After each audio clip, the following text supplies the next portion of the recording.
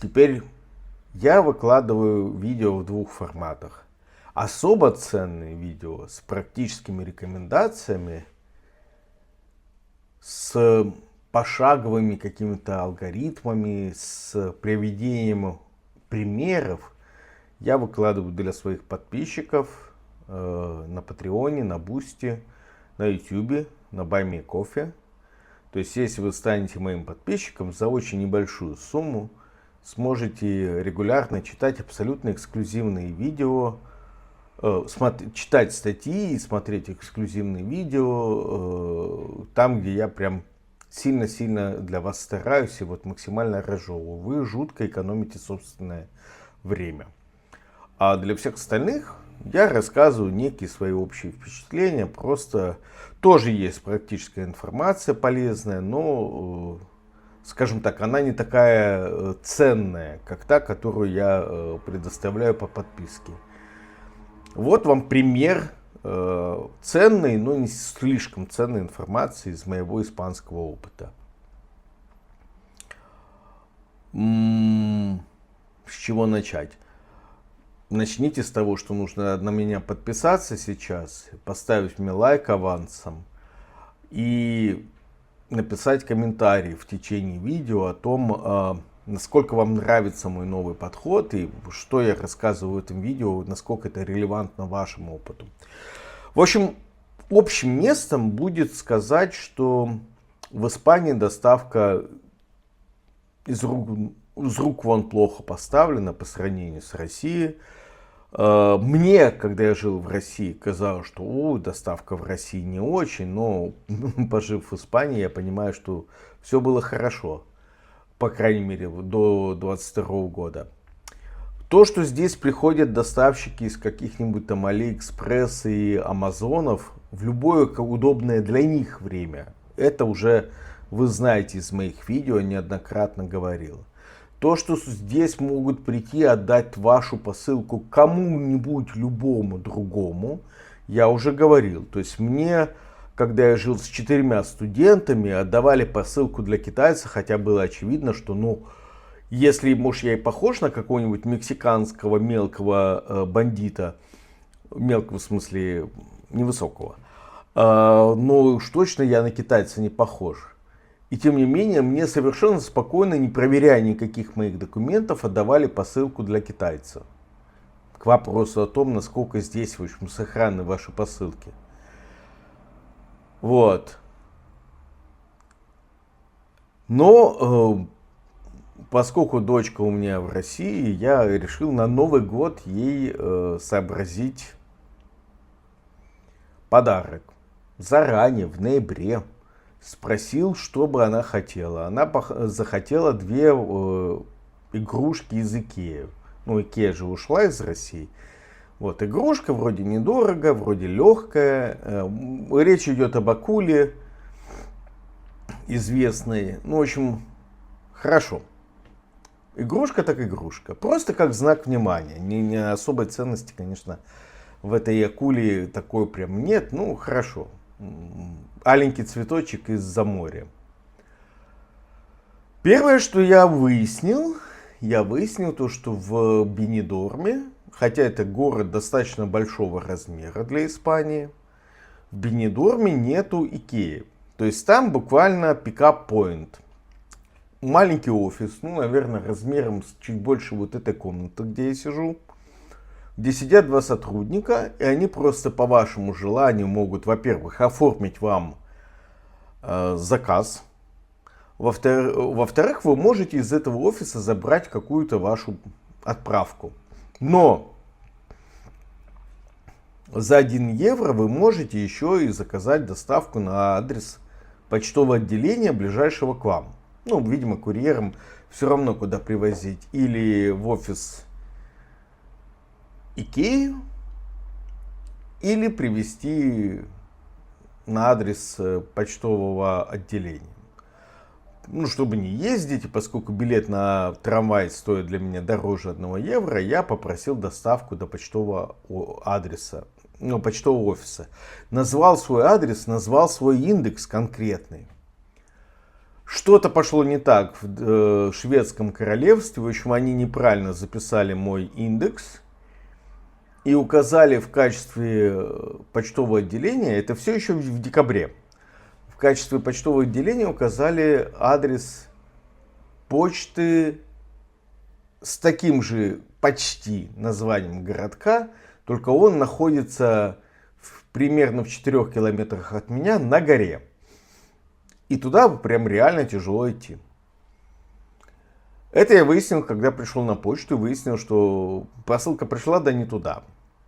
Связался с Икеей, попросил, слава богу, по-английски говорят, все-таки шведская компания, попросил переслать посылку, поскольку не я отправитель, я не могу требовать от почты дослать куда-то в другое место. В общем, Икея что сделала? Она отменила ту доставку, просто попросила вернуть и заказала мне новую доставку на правильную почту. И ждал еще одну неделю. То есть срок ожидания этих игрушек неделю и неделю. Я вам записывал как-то видео, может быть вы помните, что мне все-таки близко к январю, уже к концу декабря, к Рождеству, привезли коробку, но коробка была вскрыта. То есть кто-то на почте проверял, что ж там в икеевской коробке мне доставили. Трезво размыслив, я понял, что отправлять перед Рождеством не стоит. Все равно будет очень долго идти. Может еще из-за вот этой вот всей новогодней кутерьмы затеряться. Решил отложить отправку. В январе выяснилось, что Россия запретила отправлять, вообще запретила ввоз мясных продуктов в Россию из Евросоюза, да.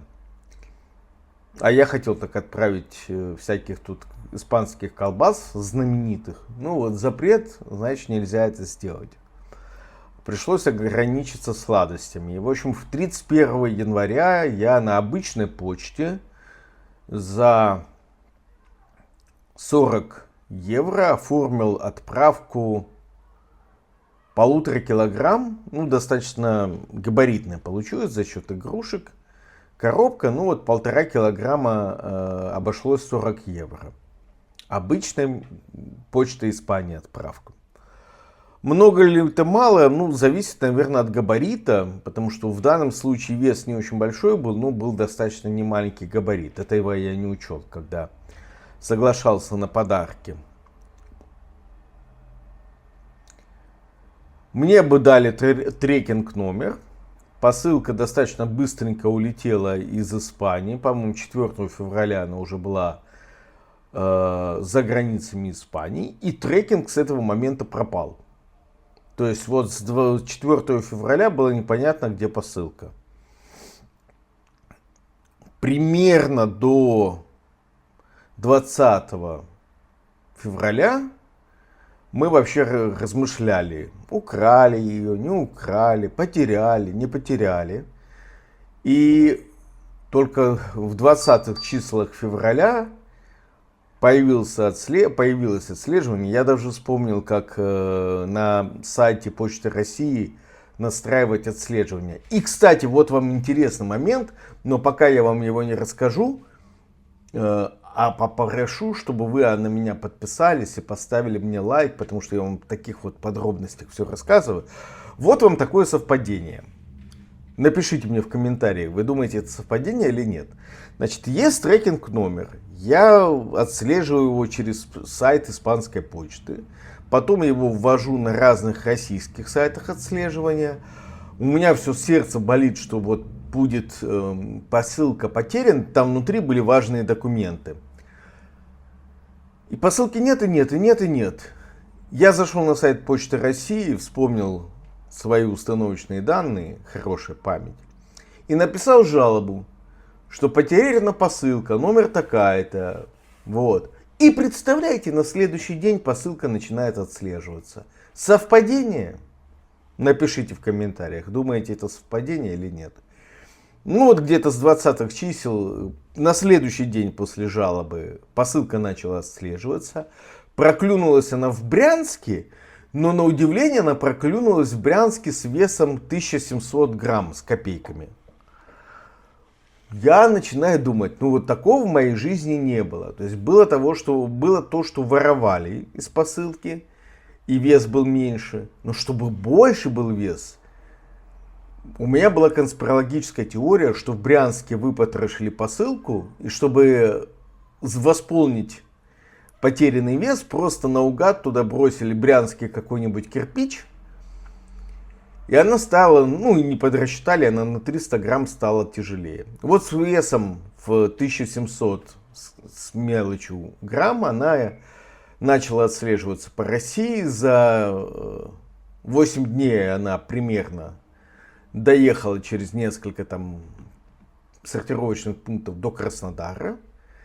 И, о чудо и удивление, что на почте отдали эту посылку, и оказалось, что просто были сломаны весы в Брянске, и посылка на самом деле, когда ее выдавали, ее взвесили, и оказалось, что она весит 1,5, ну там 1400 с чем-то грамм. Все на месте. Почему-то ее перемотали российским скотчем, ну, может быть, на таможне вскрывали, смотрели, что там. Там просто сладости, шоколадки, конфеты, и игрушки и документы. Ничего интересного. Вот, ну, по фотографиям она была переклеена российским скотчем с кириллицей. Вот. Дошла. В общем, посылка шла с 31 по 28, вы считаете, 29 дней. И начала отслеживаться по России только на следующий день после того, как я написал жалобу, что где-то эта посылочка, а найдите мне мою посылку. Ну и хорошо, что у меня был чек, хорошо, что в чеке было видно, кто отправитель, кто получатель из почтовой службы Испании. Было понятно, что это родственники, раз фамилия одинаковая. Ну, вот так вот. Вот такие вот приключения. Задаю себе вопросом, не слишком ли я переплатил. Ну, наверное, да. Ну, тут же важный просто знак внимания, это вот того, что я помню вот, о своей семье. Вот такая вот история. Буду ли я рекомендовать пользоваться почтой Испании? Ну, поскольку у меня был негативный опыт с так называемой курьерской службой в Испании, которая потом оказалось, что мою посылку передали все-таки Почте России, они сами доставили до двери. Ну, мне кажется, что опыт больше позитивный, чем негативный. Пришлось понервничать, но все дошло. Вот. И, по-моему, месяц это в среднем. Понятно, что она на автотранспорте шла до Берлина, и потом, ну, вернее, до Беларуси, потом в Россию попала, раз Брянск. И где-то там уже растаможилась в Брянске. Так, что я еще должен вам сказать в завершение, что СДЭК как-то пришел в одно из моих видео в качестве комментатора. Задали мне вопрос, когда я критически отзывался в этом видео о том, что плохо доставили мне документы из России в Барселону. Мне задали вопрос, а почему я не обратился с претензией? Представляете, я обратился с претензией, и СДЭК промолчал. Вот. И их партнеры в России тоже ушли в тину. Ну, то есть у них есть российский партнер, которому я задал вопрос, вот тут ваш СДЭК добровольно сами заикнулись в комментариях, что хотим вам пересчитать и компенсировать потраченные нервы и эмоции, и молчит. Ну, к сожалению, ни СДЭК, прошло уже несколько месяцев, ни Siberia Logistic, или как-то там они называются, не помню, честно говоря. Вот, ну, вставлю название. В общем, ни те, ни другие, или что-то там Биен, со словом Биен, какой-то лоджистик. Вот и та, и другая компания, короче, оказались на самом деле молчунами. Заикнулись, я про СДЭК, и молчат. И их партнер в Испании тоже почему-то не посчитал необходимым своему клиенту ответить. Услугами-то я их пользовался, СДЭКовскими, а у тех франшиза. Ну, вот так вот, к сожалению, доставки и у Почты Испании, и у СДЭКа, и у Почты России, и тем более у Алиэкспресс из рук вон плохо, к сожалению. Мне не нравится. Пишите в комментариях, что вы думаете.